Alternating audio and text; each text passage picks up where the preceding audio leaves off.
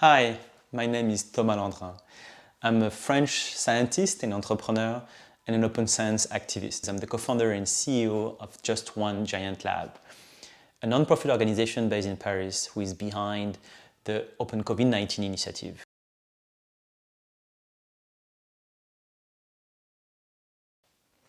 I don't really know. I was 4, so I was probably doing 4 years old stuff at my parents' house.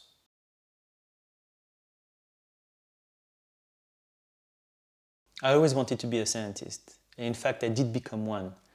But when I arrived in the academic world, that became a disillusion. So that pushed me to explore new ways, alternative paths. So in my eyes, I'm still a scientist, just a new kind of scientist, a community scientist.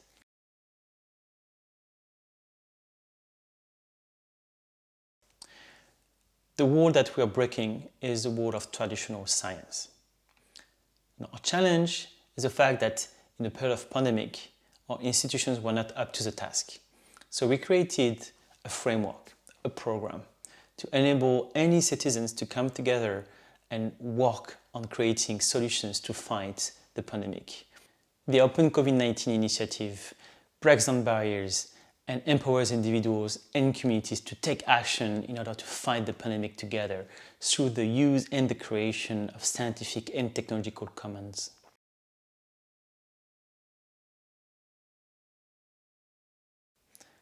We're in February in Paris and we have no idea what's the status of the pandemic. The reason why is because we don't have enough diagnostic tests and our institutions are not really planning to have more soon. So I decided to create a project on the Joggle platform to work with the community to develop an affordable diagnostic test which will be open source so that anyone on the planet could replicate it and distribute it too.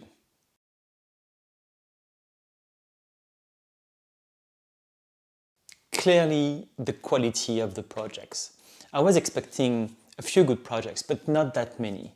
And the level is really at the same height as what you could find normally in academic laboratories or in startups. Except here, it's done by a community of volunteers.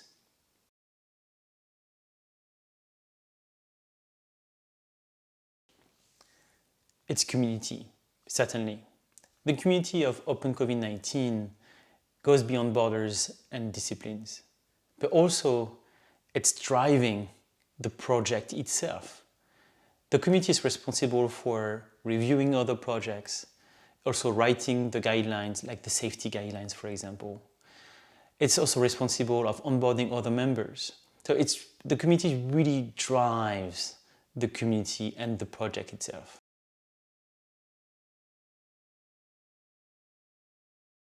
Well, 2 ways. First, all projects are here to fight the pandemic, and they're really good at that. Prevention, treatment, diagnostics, basic understanding. But also, they document everything openly. So the learning aspect of this community, of this project, is also huge.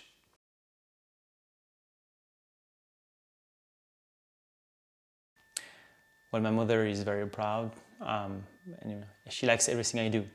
So it's not very hard. For my best friend, it's easier. He actually works with me at Jogo.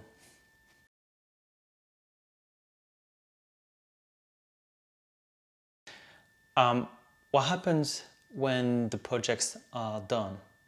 And how do we continue sustaining this community on the long run, at least as long as the pandemic is not over?